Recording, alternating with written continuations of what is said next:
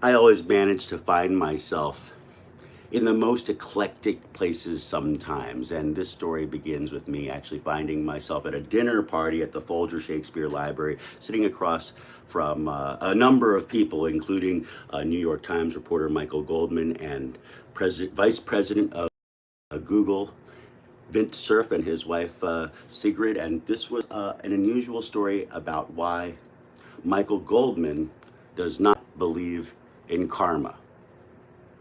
Now, if you like the kinds of stories I tell or the things that we talk about here on this channel, please don't forget to subscribe. Tell a friend. We're trying to get to that limit of 1,000 subscribers.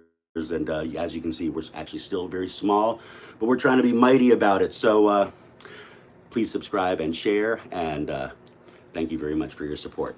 What was I saying? I was saying that I'm not even going to get into how I managed to end up in such distinguished company. Suffice it to say that sometimes things like that just happens to me, and suddenly there I am. So because I feel that this is probably a story that Michael Goldman tells to his friends, and I, as a storyteller, believes that every story has a sort of intention to move from one storyteller to the next. This is my story of how Michael Goldman thinks about karma. So basically, it takes us back to California, which is where I was born. I was born in Monterey, California, just across from Pebble Beach Golf Club, which is the club that Michael Goldman actually belongs to.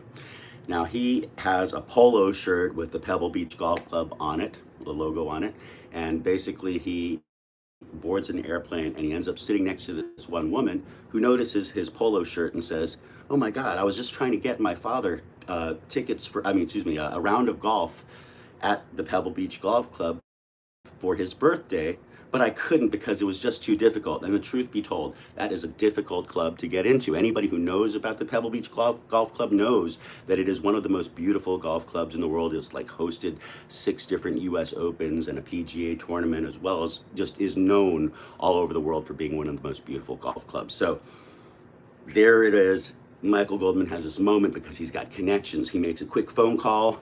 He asks for the dad's name, and suddenly, boom, free round of golf for this woman's dad. And he is feeling really good about himself. But then when he gets off the plane, suddenly he ends up taking a fall, dislocates or shatters his shoulder, and he can't play golf for over a year and a half, he said.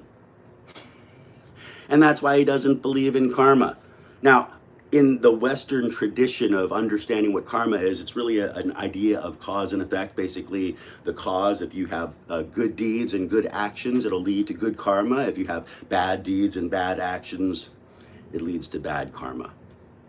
So that's why he doesn't believe in karma. But in the Hindu tradition, they say that it has to do with reincarnated lives. So I mean, if he had like some kind of a life in which he had to, there's some sort of payback in this life, and maybe that was the thing that was the payback.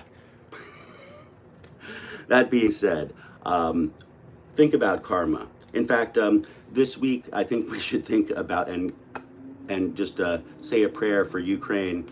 I'm not going to get political about this. I'm just going to say innocent lives are being taken right now, and who knows what karma means to any of those people, but I guarantee you none of them believe in karma right now. So if it has to do with the Western idea of karma, that is.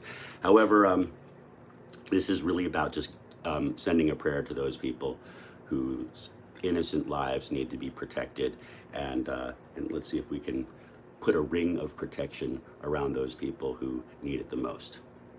That being said, this is Real Life Stories of the Impossible. We don't talk about the usual stuff here, but we do it so well.